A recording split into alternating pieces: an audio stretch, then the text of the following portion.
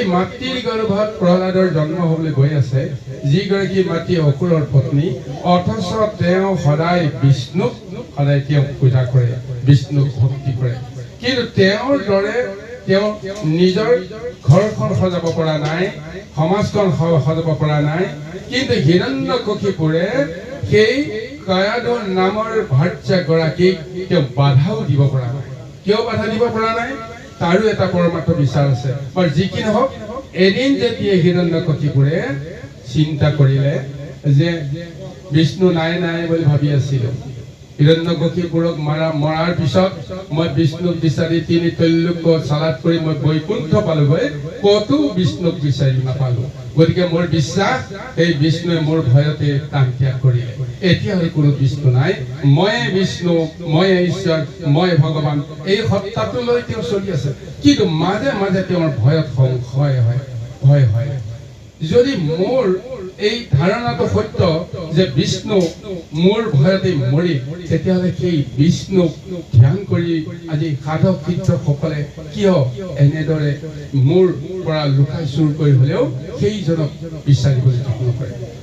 তেওঁৰ সেই মন্ত্ৰটো, সেই ভাৱনাটো আহিল যে কৰবাত নহয় কৰবাত চলনা কৰি কেতিয়াবা হয়তো বিষ্ণু আহি যাব পাৰে। যদি বিষ্ণু আহে তেতিয়াহ'লে মোক মাৰিবৰ কাৰণে আহিব, কোনো কাৰণতে যেন মোৰ মৃত্যু হ'ব নোৱাৰে। তাৰ কাৰণে মই পৰম পিতা ব্ৰহ্মাৰ পৰা আশীৰ্বাদ লৈ মই যেন অমৰ হ'ব পাৰো, অজেয় হ'ব পাৰো, তাৰ কাৰণে মই তেওঁক পূজা কৰিম। গতিকে সিদিনাখন প্ৰথমবাৰ তেওঁ পত্নী কয়াধুৰ ওচৰলৈকে গৈ তেওঁক কৈছে যে তুমি মোক বিদায় দিব লাগিব, কাইলৈৰ পৰা মই তপত যাম। কিমান দিন হয় ক'ব নোৱাৰো, ব্ৰহ্মাক সন্তুষ্ট নকৰালৈকে মই ঘূৰি আহিব নোৱাৰিম। গতিকে এইখনত তেতিয়া সুযোগ এটা পালে কয়াধুৱে, যদি তুমি তোমাৰ কাৰ্য সাধন কৰিবলৈ বদ্ধপৰিকৰ, মই তোমাক বাধা নিদিওঁ, মই আনন্দ মনেৰে তোমাক মই বিদায় দিম। আৰু এটা সাংসাৰিক ৰীতি আছে, স্বামী আৰু স্ত্ৰীৰ মাজত যদি সহমত নাথাকে কোনো কাৰ্য সিদ্ধি নহয়। স্বামীক যদি পত্নীয়ে নিজ হাতেৰে আদৰ সাদৰ কৰি সেৱা শুশ্ৰূষা কৰি এটা সৎ কামৰ কাৰণে যদি বিদায় নিদিয়ে, তেতিয়াহ'লে সেই কাৰ্য সাধন নহয়। গতিকে হিৰণ্যকশিপুৰ বাধ্য যে আজি কয়াধুৱে যি ক'ব মই তাক মানিব লাগিব। অন্ততঃ তেওঁৰ পৰা মই যোৱাৰ সময়ত বিতুষ্ট ভাৱ এটা মই লৈ যাব নোৱাৰিম। গতিকে কয়াধুৱে চিন্তা কৰি তেওঁক সিদ্ধান্ত দিলে যে তোমাৰ কথা মতে তুমি নিজে চলি আছিলা, মোক কোনোদিন তুমি সোধা নাছিলা মই কি বিচাৰো, মই কি ভাবো। যিহেতু তুমি আজি মোৰ পৰা আঁতৰি গুচি যাবা, কিমান দিনলৈকে তুমি যাবা ঠিক নাই। গতিকে তুমি যদি সঁচাকৈ যদি তপ কৰিবলৈ যাব বিচাৰা, মই তোমাক বাধা নিদিওঁ, কিন্তু আজি ৰাতিটো তুমি মোৰ মতে চলিবলৈ বাধ্য হ'ব লাগিব। হয় নে নহয় কওক? তেতিয়াতো হিৰণ্যকশিপুৰে কৈছে হ'ব, আজি এটা দিনহে, এটা ৰাতিহে তোমাৰ মতে চলিব লাগিব, হৈ যাব। তেওঁ বাক্য দিবলৈ বাধ্য হ'ল। পিছদিনাখন ৰাতিপুৱাৰ কথাটো চিন্তা কৰি তেওঁ বাক্য দিলে। কয়াধুৱে ক'লে মই যি কৰিম আপুনি কিন্তু কোনো প্ৰতিবাদ কৰিব নোৱাৰিব, মোক বাধা দিব নোৱাৰিব, মই কি কৰো কি নকৰো, হ'ব তোমাৰ মতে হ'ব। আৰু সেইদিনাখন কয়াধুৱে হিৰণ্যকশিপুৰক স্বামীক লগত লৈ যেতিয়া তেওঁ পূজা গৃহত প্ৰৱেশ কৰিলে, পূজা কৰি আছে, হিৰণ্যকশিপুৰ সন্মুখত চাই আছে, তেওঁৰ মন অসহ্য হৈ আছে।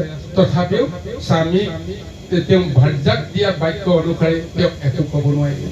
আৰু এনেদৰে পূজা কৰি আছে, কৰি কৰি গৈ মধ্যৰাতি প্ৰায় 12টা বাজি গ'ল। নতুন প্ৰহৰ আৰম্ভ হোৱাৰ উপক্ৰম হৈছে। ইতিমধ্যে কয়াধুৰ বিষ্ণুৰ পূজাৰ সাং হৈ গৈছে। আৰু এইখনত কিবা এটা চৰাই এটা মাত এটা দিছে। এই মাতটো এটা কয়াধুৱে শুনিছে কিন্তু বুজিব পৰা নাই। আৰু সেই মাতটোৱে এটা বাৰে বাৰে কয়াধুৰ অন্তৰাত্মাত কিবা এটা মানে উদ্বেগৰ সৃষ্টি কৰি আছে। লগে লগে স্বামীক সুধিছে, এই স্বামী, এই চৰাইটোৱে যে মাতিছে কি বুলি মাতিছে কওকচোন। অনিচ্ছাকৃতভাৱে তেওঁক ক'লে নাৰায়ণ। কয়াধুৱে ভাবি আছে যে সঁচাকৈ নাৰায়ণ নামটো লৈছে। আকৌ এবাৰ বোলে কওকচোন, কওক স্বামী কি বুলি কৈছে, নাৰায়ণ। নে ভালকৈ কওক। তেতিয়া তেওঁ কৈছে নাৰায়ণ। এনেদৰে নাৰায়ণ নাম তিনিবাৰ ক'ব লগা হৈ গ'ল হিৰণ্যকশিপুৰৰ নিজৰ মানে মুখৰ পৰা। আৰু সেই মুহূৰ্ততে কয়াধুৱে অতি আনন্দ মনেৰে প্ৰভু ভগৱন্তক সেই নাৰায়ণ নামটো ল'লে। অৰ্থাৎ এই কাৰ্যৰ জৰিয়তে নাৰায়ণ পূজা সম্পূৰ্ণ হৈ গ'ল আৰু সেই নাৰায়ণ পূজা হিৰণ্যকশিপুৰ আৰু কয়াধু দুয়োজনৰে সেই মহাযজ্ঞৰ ফলটো পাই গ'ল। তাৰ পিছত কয়াধুৱে স্বামীক ক'লে, সেই স্বামী প্ৰথম পহৰ আৰম্ভ হ'ল, আমি এতিয়া শয়ন কক্ষলৈ যাব লাগে, কিন্তু ইমান দিনে আজি আপুনি মোৰ কোনো কথা আপুনি বুজিবৰ যত্ন কৰা নাই, কিন্তু যিহেতু আপুনি কিমান দিন মোৰ পৰা আঁতৰিব ঠিক নাই, গতিকে আজি আপোনাক মই স্বামী ভাৰ্য হিচাপে মই আপোনাক এটা দাবী কৰিব বিচাৰিছো। আজি আপুনি মোক সংগদান দিয়ক। আপোনাৰ বীৰ্যৰ সন্তান ধাৰণ কৰি মই আপোনাৰ অভাৱ মই যেন মানে পূৰণ কৰিব পাৰিব। আৰু সেই সময়তে নাৰায়ণ নাম স্মৰণ কৰিয়ে যে যজ্ঞ পূজা সমাপ্ত কৰাৰ পিছত সেই কয়াধুৰ লগত এটা মধুৰ মিলন ঘটিল আৰু যাৰ ফলত ব্ৰহ্মময় এক সন্তান হিৰণ্যকশিপুৰৰ বীৰ্যেৰে কয়াধুৰ গৰ্ভত স্থিত হৈ গ'ল। এয়াই আৰম্ভ হৈছে মহাবৈষ্ণৱৰ মহাযাত্ৰা। বিষ্ণু পূজাৰ অবিহনে কোনো সন্তান যদি গৰ্ভত স্থিত হয়, সেই সন্তান মায়া ডুবি থাকিবৰ কাৰণে বাধ্য হ'ব। কিন্তু যি পিতৃ মাতৃয়ে সেই বিষ্ণুক আৰাধনা কৰি সংসাৰ তত্ত্বত প্ৰৱেশ কৰিবলৈ কাৰণে প্ৰযত্ন কৰে, তেতিয়াহ'লে জানিব সেই সন্তান ব্ৰহ্মময় স্বৰূপত প্ৰকাশ পাব। যিটো কৰ্ম হৈছিল কৰ্দম আৰু দেৱভূতিৰ মাজত, আৰু সেই ব্যৱস্থাৰ মাজত স্বয়ং প্ৰভু ভগৱন্ত কপিল ৰূপে তেওঁলোকৰ জীৱনলৈ আহিব লগা হ'ল। গতিকে সাংসাৰিক তত্ত্বত আমি এই কথাটোক আমি সদায় উপলব্ধি কৰিব লাগিব। ইন্দ্ৰিয় প্ৰবৃত্তিক যদি আমি ঈশ্বৰত সমৰ্পিত কৰি সংসাৰ তত্ত্বত যদি ব্যৱহাৰ কৰিব পাৰো, তেতিয়াহ'লে সেয়া ঈশ্বৰৰ মহা শক্তিত পৰিণত হ'ব। আৰু সেই কৰ্মটোকে ভগৱন্তে বিচাৰে। কিন্তু আমি মায়াত ডুবি থকা সকলে, ইন্দ্ৰিয় আসক্তিত ডুবি থকা সকলে সেইখিনি কৰিব নোৱাৰো কাৰণে আজি আমাৰ বিষময় সংসাৰত দুখ কষ্ট যন্ত্ৰণা, পিতৃ পিতাৰ মাজত মহা সংঘৰ্ষ, কোনেও কাৰো কথা বুজি নাপায়। তাৰমানে জন্মৰ খনত কিবা নহয় কিবা এটা বিজুতি যি সমান সন্তানৰ হয়, সেই সমস্ত মায়া সংসাৰত কোনো শুদ্ধ পন্থ বিচাৰি নাপায়। কিন্তু আজি প্ৰহ্লাদে জন্মৰ পিছৰে পৰাই তেওঁৰ যিটো মধুৰ খন লৈ, মধুৰ এক ঈশ্বৰৰ পৰশ লৈ তেওঁৰ স্থিত হৈছে। গতিকে এই সন্তান দৈত্য বংশৰ পৰিচয়ৰ মাজতো উজ্জ্বল সূৰ্যৰ দৰে তেওঁ দীপ্তমান হৈ জগত জিলিকি আছে। এয়াই হৈছে ভগৱন্তৰ সৃষ্টিৰ মহা মহিমা। আহক প্ৰহ্লাদ চৰিত্ৰৰ মহাতত্ত্ব কৈ থাকিলে শেষ নহ'ব, কিন্তু সময়ৰ প্ৰতি লক্ষ্য ৰাখি বিষয়বস্তু আগুৱাই যাম। তাৰ মাজতে সংগতি ৰাখি প্ৰভুজনে অকণমান আঙুলিয়াই দিয়াৰ কাৰণে বিষয়খিনি অকণমান আলোচনা কৰাৰ সুযোগ পালোঁ। গতিকে তেখেতলৈ কৃতজ্ঞতা জনাই আমি পুনৰ পদৰ মাজলৈ গুৰু সকলত ভকতি কৰন্ত ঈশ্বৰ সদৃশ কৰি বিদ্যা অৰ্থ জন্ম আনুনা না কৰ্ম অগৰ্ব নাহি ভজা হৰি অমহাদুখ সয় অতাতু মহাশয় ঔদ্বেগ বুদ্ধি নাই অবিষয় সুখত নহি কন্তৰত অনকৰা বাঞ্ছা সদায় ঐহ পৰলোক যত সুখ ভোগ দৃষ্টসূত্ৰ আছে মানে প্ৰায় যেন কৰিলম ততেন অদ্বৈত সুত সৰ্ব জানে। ইফালে ৰজাৰ পুতেক হোৱাৰ উপৰিও তিনি তৈল্যকৰ অধিকাৰী হৈ আছে হিৰণ্যকশিপুৰ তেওঁৰে আটাইতকৈ মৰমৰ পুত্ৰ আৰু সেই মৰমৰ পুত্ৰই পিতৃৰ সমস্ত বিষয়ৰ লগত তেওঁৰ সম্বন্ধ থাকিব লাগে কিন্তু প্ৰহ্লাদৰ সেই বিষয়ৰ লগত বোলে সম্বন্ধ নাইকিয়া হৈ গৈছে কিয় নাইকিয়া হৈ গৈছে তেওঁৰ জন্ম হৈয়ে বুজাৰ পৰা জনাৰ পৰা তেওঁ দেখিছে যে এই ব্ৰহ্মময় সংসাৰ কেৱল বিষ্ঠা তুল্য কাৰণ এই ব্ৰহ্মময় সংসাৰত যিসকল মজি থাকে সেইসকল কোনো কাৰণতে উদ্ধাৰ পাব নোৱাৰে আজি চৰম যিটো সত্য আজি তেওঁ উপলব্ধি কৰাৰ কাৰণে কাৰো আগত তেওঁ প্ৰকাশ কৰা নাই যে এইটো বেয়া এইটো ভাল কাকো কোৱাৰ তেওঁ পৰিৱেশ পোৱা নাই কিন্তু তেওঁ আত্মজ্ঞানেৰে বুজি পাইছে যে পিতৃৰ সমস্ত বিষয়ৰ লগত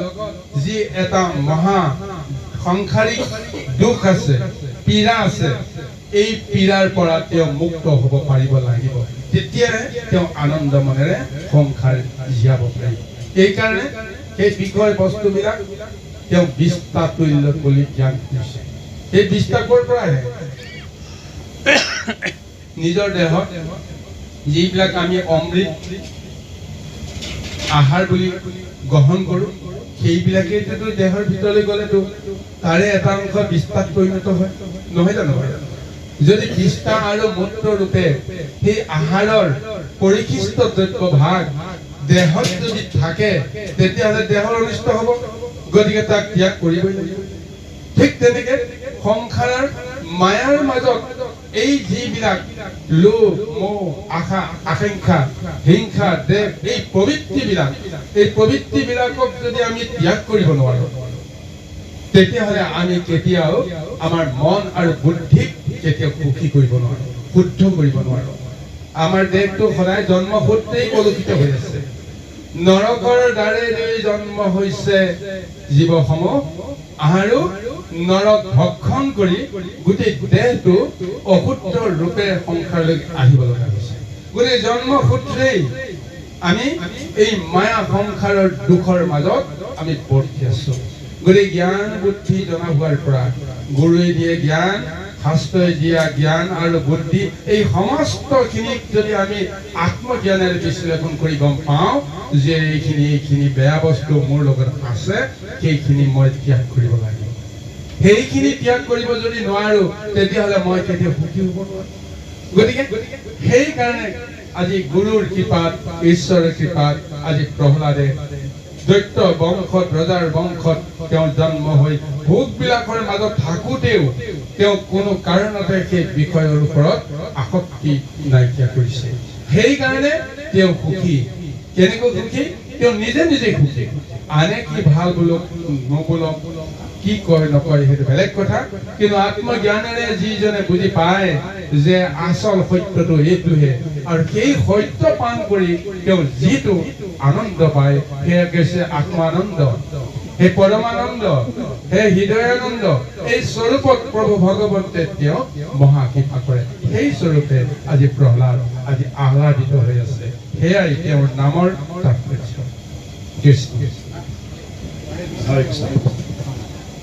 অকণমান জানিব বিচাৰিছোঁ হয় বাৰু যিহেতু আমি আমাৰ জন্ম বৃত্তান্তটো আপুনি ক'লে এতিয়া আমাৰ এই জন্মটো এটা দুৰ্ঘটনা নেকি বাৰু হয় কৃষ্ণ হৰে কৃষ্ণ হৰে কৃষ্ণ সংসাৰৰ এটা নীতি ঘটনা দুৰ্ঘটনাক এক কৰিব পৰা যিটো ব্যৱস্থা সেই ব্যৱস্থাটোক প্ৰভু ভগৱন্তে সৃষ্টি দিছে চাবলৈ গুৰু যদি দুৰ্ঘটনা নহয় তেতিয়াহ'লে তাৰ পৰা আমাৰ নীতি শিক্ষা নহয় গতিকে সংসাৰলৈকে অহাটো সঁচাকৈ প্ৰভুজনে কোৱা মতে জীৱৰ কাৰণে দুৰ্ঘটনাই কাৰণ সংসাৰলৈ আহি জীৱই সংসাৰক বুজিব নোৱাৰিলে চিনিব নোৱাৰিলে সংসাৰতে মজি তেওঁ অন্ধভাৱে তেওঁ গুচি যাব লগা হ'ল এই কাৰণে তেওঁ আকৌ সংসাৰলৈকে আহিব লগা হৈছে যিমান দিনলৈকে জীৱই সংসাৰলৈ আহি সংসাৰক নুবুজে, নিজকে নুবুজে, আৰু কোনে সংসাৰখন চলাই আছে, কোনে সংসাৰলৈকে জীৱবিলাকক পঠিয়াই আছে, জীৱৰ লগত কোন আছে, জীৱ কোনে পৰিচালনা কৰি আছে, এই তত্ত্বটো যেতিয়ালৈকে গম নাপাব, এই তত্ত্বটো জানি যেতিয়ালৈকে নিজৰ জন্মৰ যিটো অহংকাৰ, সেই অহংকাৰটো যেতিয়া ত্যাগ কৰিব নোৱাৰিব, যিজনক আমি সাৰথি কৰি সংসাৰত বৰ্তি আছো, সেইজনৰ ওচৰত যেতিয়ালৈকে আমাৰ আত্মসমৰ্পণ নহব, তেতিয়ালৈকে আমাৰ কোনো কাৰণেৰে উদ্ধাৰ নহব। গতিকে ভগৱন্তই দুৰ্ঘটনা দি আমাক এটা শিক্ষা দিছে।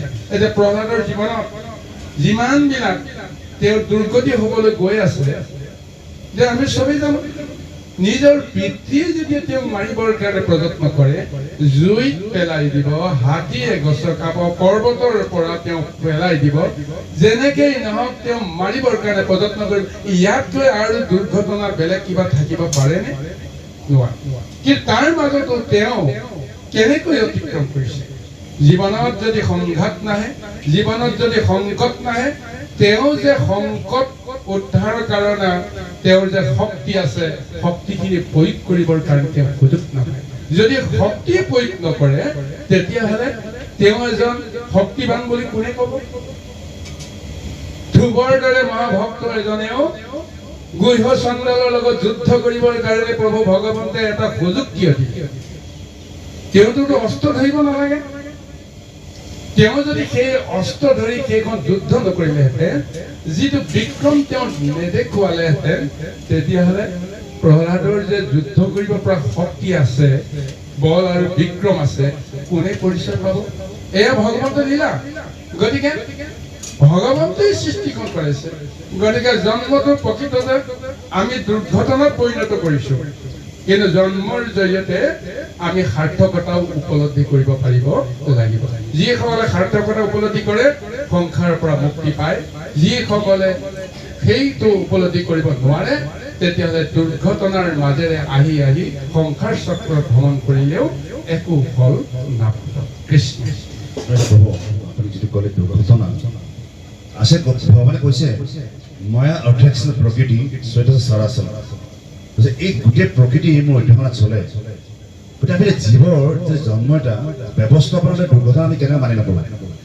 কাৰণ প্ৰত্যেকটো যিমানবোৰ জীৱই জন্ম হৈছে, নিজৰ কৰ্মফলৰ কাৰণে নিজৰ কৰ্মফল গৈ গৈ তেওঁলোকে উপনীত হৈছে, তাৰ পৰা জন্ম হৈছে। এইটো দুৰ্ঘটনাটো হ'ব নোৱাৰে।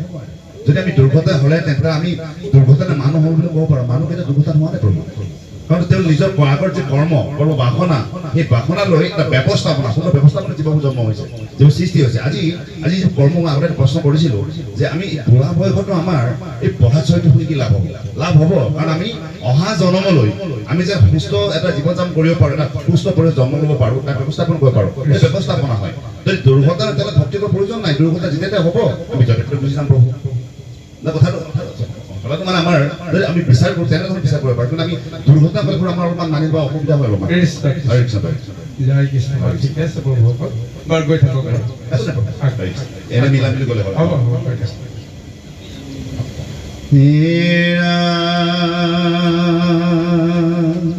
অপ্ৰাণ মন বুদ্ধি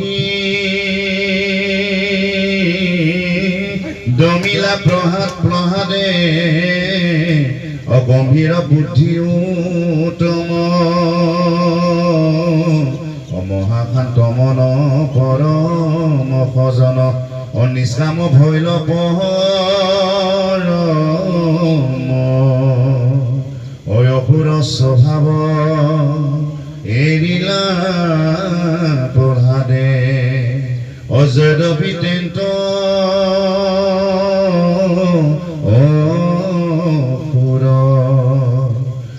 ধৰ্মভূত গুণ যদভূত অচয়তান প্ৰচুৰ এৰা প্ৰহাদত যত গুণচয় আছে অকবিগণে দেখি তাক অমোহয়া মন স্মৰে সৰ্বখনে অপৰাধৰ মহিমা। জয় কৃষ্ণ। এজন অসুৰৰ সন্তান হৈ তেওঁৰ যিখিনি কৰ্মৰ যিখিনি গুণৰ যিখিনি মহিমা তেওঁ প্ৰকাশ কৰিছে আৰু সেই গুণৰ মহিমাখিনি প্ৰকাশ কৰিবলৈ গৈ যে ভাগৱত টিকাকাৰ বা মহাকবিসকলে বোলে তন্ময় হৈ গৈছে কি আচৰিত গুণৰ অধিকাৰী হৈছে প্ৰহ্লাদ সেই গুণবিলাক বৰ্ণনাই যে এটা পূৰ্ণ তেওঁ ৰূপ এটা দিবৰ কাৰণে ভক্ত প্ৰহ্লাদৰ পূৰ্ণ চৰিত্ৰ ৰূপ দিবৰ কাৰণে যেন কবিসকলেও অপৰাধ তেওঁলোকেও আচৰিত হৈ গৈছে কেনেকৈ ইমান তেওঁ নিশ্চল স্বৰূপে গোটেই সংসাৰ চক্ৰত সমস্তকে তেওঁ উদাসীনতাৰে গ্ৰহণ কৰি তেওঁ নিজেই পবিত্ৰ হৈ আছে ভাবিলে আচৰিত লাগে গতিকে এই স্বভাৱটো ক'ৰ পৰা আহিল চাওক গুৰুসকল যেতিয়া তেওঁৰ জন্মৰখন যজ্ঞৰ জৰিয়তে আৰম্ভ হৈছে নাৰায়ণ নাম জপ কৰি হিৰণ্যকশিপুৰেও সেই যজ্ঞত নিজে গম নোপোৱাকৈ বিষ্ণুৰ মহাশক্তিৰে তেওঁ শক্তিমন্ত হৈছে আৰু এটা কথা আপোনাক হয় জানিব গুৰু সমস্ত হিৰণ্যকশিপুৰক অকল দৈত্য বুলি ক'লে নহ'ব পূৰ্বজন্মত তেওঁতো পাৰিষদী তৰুলৈ আছিল জয় আৰু বিজয় নামৰ দুজনে হিৰণ্যাক্ষ আৰু হিৰণ্যকশিপুৰ হিচাপে আহিল বাৰু সেইটো বেলেগ কথা এতিয়া ইয়াৰ পিছত যেতিয়া দৈত্য হৈ গ'ল দৈত্য হৈ যোৱাৰ পিছত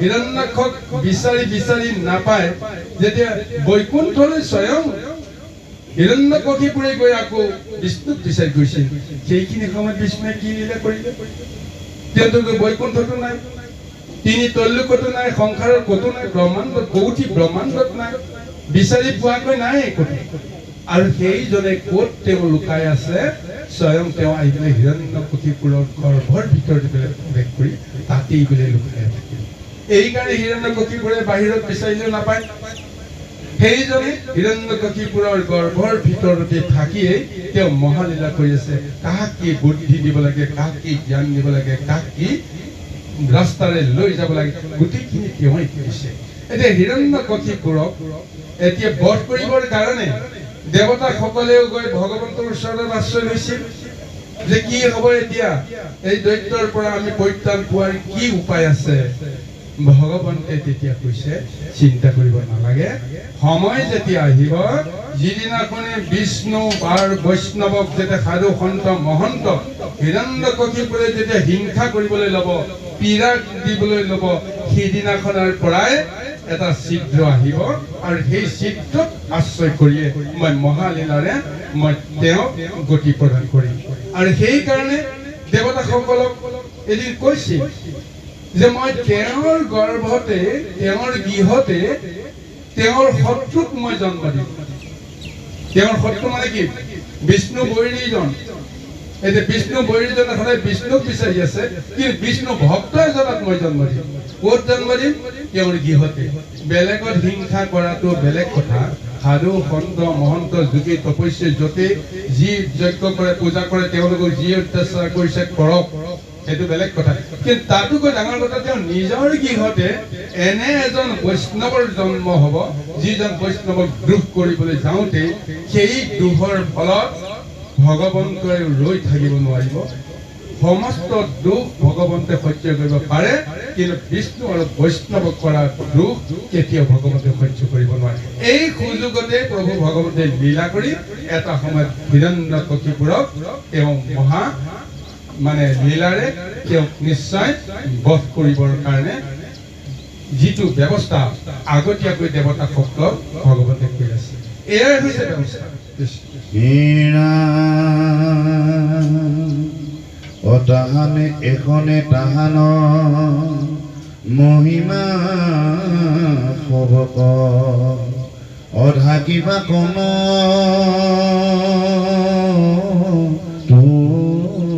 পাৰে যেন ঈশ্বৰৰ মহিমা সবক অদূৰ কৰিবা নাৰে এৰা বহাদুৰ মত মহিমাক অগাৱয় সভাৰ মাজে নানা প্ৰসংগত কহন্ত কতত অশ্ৰেষ্ঠ মহাৰাজে। এতিয়া প্ৰহ্লাদৰ যিটো আচৰণ, এই আচৰণটো কোন সময়ৰ পৰা আজি ভাগৱতে বৰ্ণনা দিছে? যেতিয়া তেওঁ কথা ক'ব পৰাৰ পৰা, খোজ কাঢ়িব পৰাৰ পৰা, ইজনৰ সিজনৰ লগত সম্বন্ধ কৰিব পৰাৰ পৰা এই সময়লৈকে এই ব্যৱহাৰটো দেখিছে। অৰ্থাৎ আমি যদি কওঁ যে 1ৰ পৰা 2 বছৰৰ ভিতৰত ল'ৰাজনে খোজ কাঢ়ে আৰু কথা ক'বলৈ আৰম্ভ কৰে। 2 বছৰৰ পৰা 3 বছৰৰ ভিতৰত এই সময়ত যেহেতু বিদ্যাৰ শিক্ষাৰ কোনো এটা ব্যৱস্থা নাথাকে, এইখিনি সময়ৰ এতিয়া প্ৰহ্লাদৰ এই ব্যৱহাৰটোৰ কথা উল্লেখ কৰিছে। গতিকে প্ৰহ্লাদৰ আচৰণটো সমস্ত দেখিছে, দেখি বিপৰীত এটা ধাৰণা লৈ আছে যে প্ৰহ্লাদক দেখি মৰম লাগে, চেনেহ লাগে আৰু তেওঁৰ স্বভাৱ চৰিত্ৰবিলাকো ইমান আকৰ্ষণীয় হৈ গৈ আছে। এতিয়া দৈত্যকুলতো তাৰ এটা প্ৰভাৱ পৰিছে। আচৰিত ভাবিছে যে মহাদৈত্য হিৰণ্যকশিপুৰ পুত্ৰৰ এনেদৰে এটা আচৰণ, দেৱতুল্য এটা আচৰণ, এতিয়া সকলোৱে আচৰিত হৈছে। কিন্তু কোনেও সেই প্ৰহ্লাদক কিন্তু বেয়াও পাব লগা একো নাই, কাৰণ কাৰো প্ৰতি তেওঁ বেয়া আচৰণ নাই, অশুভ চিন্তা নাই, ভাৱনা নাই। আজি এনেদৰে প্ৰহ্লাদৰ গুণ এক প্ৰকাৰ ভিতৰি প্ৰকাশ পাবলৈ গৈহে আছে। হিৰণ্যকশিপুৰে চিন্তা কৰিছে যে কি হ'ব এতিয়া। মনতে ভাবিছে উপযুক্ত শিক্ষা পালে তেওঁ ঠিক হৈ যাব। কাৰোবাৰ কথা শুনিছে, সেইকাৰণে হয়তো তেওঁ এনেদৰে আচৰণ কৰিছে, চব সময়মতে ঠিক হ'ব বুলি তেওঁ চিন্তা কৰিছে। আহক কি ব্যৱস্থা। বিৰাম কথা সময়ত মহাজন যত অপৰাধ দৃষ্টান্ত ভৈলা প্ৰহ্লাদ অসম কোন হৈ বেয়াৰ মহাজনে হে কহিলা। এৰা কি কহিব ৰাজা তোমাৰ আগত অবৈধ হৈয়া দেৱ গণে অদ্বৈতৰ পুতক প্ৰশংসা কৰয় অতাৰো সদা মনেও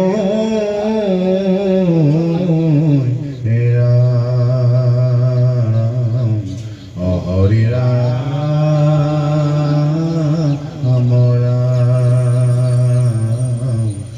হৰি